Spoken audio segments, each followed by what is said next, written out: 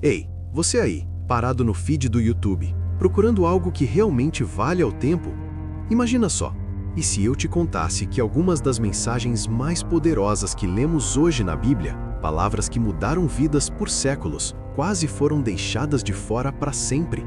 Cartas escritas por um homem que enfrentou prisões, naufrágios e rejeições, quase perdidas na história. Fica comigo até o final, porque essa história vai te mostrar como algo aparentemente frágil pode se tornar essencial para milhões, inclusive para você hoje. Antes de mergulharmos, se você gosta de histórias bíblicas contadas de forma honesta e profunda, inscreva-se no canal agora, ative o sininho, curta esse vídeo e compartilhe com pelo menos 3 pessoas que precisam ouvir isso. Vamos crescer juntos nessa jornada. Então vamos nessa! Considerai, pois, a paciência de nosso Senhor como oportunidade para a salvação, como também o nosso amado irmão Paulo vos escreveu segundo a sabedoria que lhe foi dada. Ele fala disso em todas as suas cartas, nas quais há pontos difíceis de entender que os ignorantes e instáveis torcem, como também torcem as demais escrituras para a própria destruição deles. 2 Pedro 3, 15 e 16. Esse versículo nos mostra que já no século I, as cartas de Paulo eram lidas nas igrejas e colocadas ao lado das antigas escrituras. Mas nem todas tiveram aceitação imediata.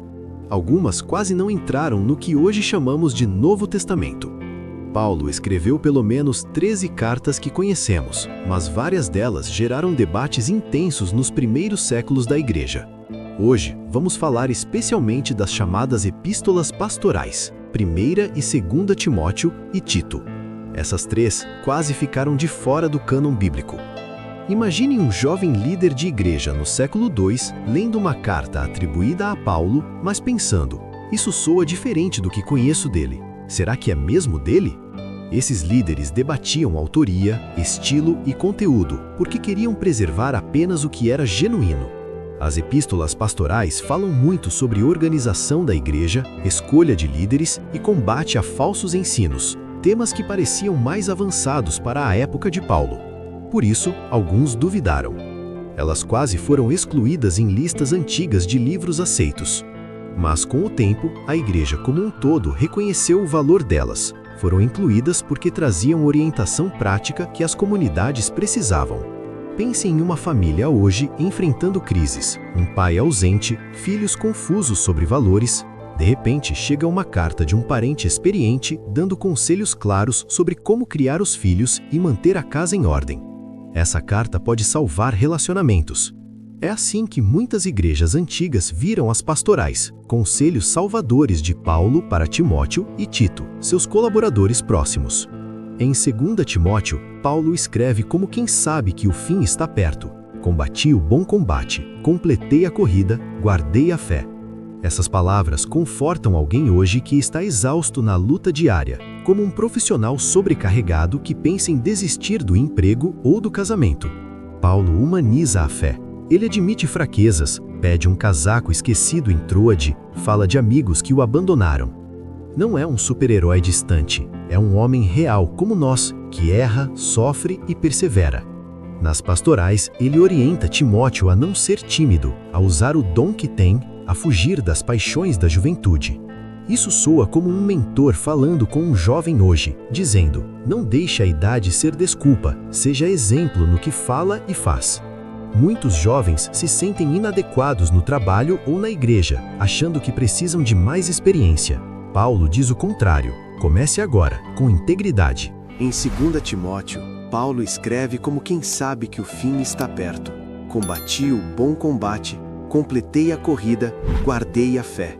Essas palavras confortam alguém hoje que está exausto na luta diária, como um profissional sobrecarregado que pensa em desistir do emprego ou do casamento. Paulo humaniza a fé. Ele admite fraquezas, pede um casaco esquecido em Troade, fala de amigos que o abandonaram. Não é um super-herói distante, é um homem real, como nós, que erra, sofre e persevera. Nas pastorais, ele orienta Timóteo a não ser tímido, a usar o dom que tem, a fugir das paixões da juventude. Isso soa como um mentor falando com um jovem hoje, dizendo: não deixe a idade ser desculpa, seja exemplo no que fala e faz. Muitos jovens se sentem inadequados no trabalho ou na igreja, achando que precisam de mais experiência. Paulo diz o contrário: comece agora, com integridade. Em Tito, ele fala sobre criar líderes sadios que amem o bem, sejam moderados. Imagine uma empresa moderna buscando gestores éticos em meio a escândalos. Esses conselhos ajudariam muito, não é?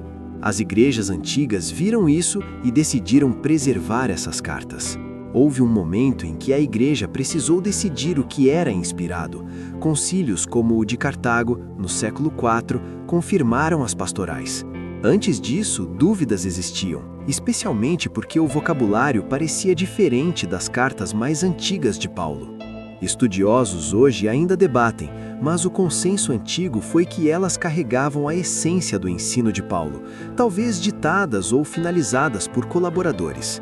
O importante é o conteúdo: conforto para quem sofre perseguição, orientação para líderes, lembrete de que a graça nos educa a viver com sensatez. Pense em alguém passando por luto ou depressão. Ler: Deus não nos deu espírito de covardia, mas de poder, de amor e de equilíbrio. Essas palavras podem ser o empurrão para buscar ajuda e seguir em frente. Essas cartas quase perdidas nos lembram que a preservação da Bíblia não foi automática, envolveu pessoas reais, debatendo com cuidado. Deus usou essa comunidade para guardar o que era essencial para gerações futuras, incluindo a nossa. Hoje, em um mundo de fake news e opiniões rápidas, essas cartas nos chamam a discernir o verdadeiro, a liderar com humildade e a perseverar. Paulo, preso, escrevendo para Timóteo: não te envergonhes do testemunho de nosso Senhor, nem de mim, prisioneiro dele. Isso humaniza tudo. Fé não é teoria, é coragem no dia a dia, como um ativista enfrentando oposição por justiça.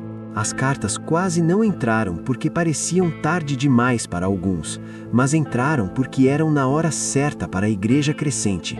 Elas oferecem conforto, mesmo no caos, a ordem possível, mesmo na fraqueza, a força disponível. Agora, uma reflexão profunda. E se aquelas dúvidas antigas sobre essas cartas refletem as nossas dúvidas hoje sobre a fé? Muitos questionam se a Bíblia é confiável, se certas partes combinam, mas como aquelas igrejas decidiram incluir o que edificava e confortava, talvez nós precisamos perguntar: o que essas palavras fazem em mim? Me trazem paz em meio à ansiedade? Me guiam quando estou perdido? Me lembram que não estou sozinho na luta? Se sim, talvez seja isso o sinal de que foram preservadas para nós. E você? Qual passagem de uma dessas cartas já te ajudou em um momento difícil? Conte nos comentários. Foi algo sobre perseverança, sobre liderança ou sobre graça? Sua história pode encorajar alguém que está assistindo agora e pensando em desistir. Vamos conversar sobre isso, porque juntos entendemos melhor. Obrigado por ficar até aqui. Essa história das cartas de Paulo, que quase não entraram, nos mostra que nada valioso se perde quando há propósito maior. Se esse vídeo te tocou, inscreva-se no canal, curta, ative o sininho e compartilhe com o máximo de pessoas possível, amigos, família, grupos de estudo. Assim, mais gente descobre esses fatos históricos que confortam e transformam. Nos vemos no próximo vídeo.